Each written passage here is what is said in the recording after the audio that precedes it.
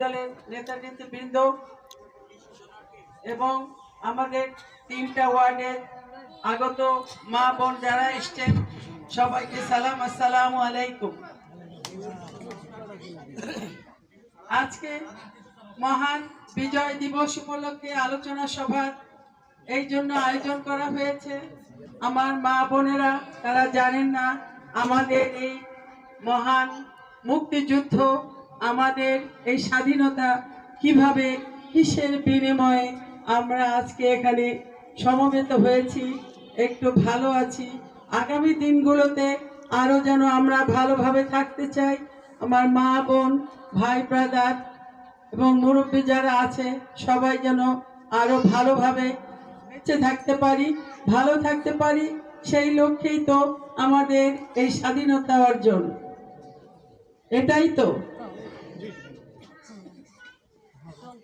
তো সেই লক্ষ্যে আমি একটু স্মরণ করে দিতে চাই। আজমর সাহেব বলেছেন আমাদের সেই মহান মুক্তিযুদ্ধে 30 লক্ষ আমাদের সেই দেশের মানুষ যারা আত্মাহুতি দিয়েছেন, দেশের জন্য শহীদ হয়েছেন।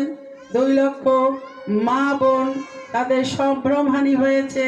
সেই কথাগুলো একটু স্মরণ করিয়ে দিতে চাই, যাতে আমরা এগুলি মনে রেখে আমরা সামনের দিনগুলোতে আরো ভালোভাবে কিভাবে একটা সুন্দর সমাজ, সুন্দর পরিবার, সুন্দর দেশ আমরা তৈরি করতে পারি, সেই লক্ষ্যে আজকে আমাদের এই আয়োজন। এই আয়োজন যারা করেছেন তাদের সকলকে আমি অসংখ্য ধন্যবাদ জানাচ্ছি। মহান মুক্তিযুদ্ধ কিভাবে শুরু হয়েছিল, আমার এখানে বেশিরভাগ মা বোন যারা আছে তারা জানে না, অনেকের জন্ম হয় নাই, কি হয়েছে আপনারা আপনাদের মা, দাদা, নানি, খালা যারা বয়স্ক আছেন তাদের কাছে জানতে পারবেন। সেই অসহনীয়, সেই কষ্ট, সেই দুর্ভোগ, সেই দিনগুলির কথা একটু স্মরণ করতে চাই, যে আমরা যাতে সামনের দিনগুলোতে ভালোভাবে থাকতে পারি, সেই কষ্ট যে করেছি তাদের পরিবারকে ভালো রাখতে পারি, সেই লক্ষ্যেই আমরা আগাতে চাই।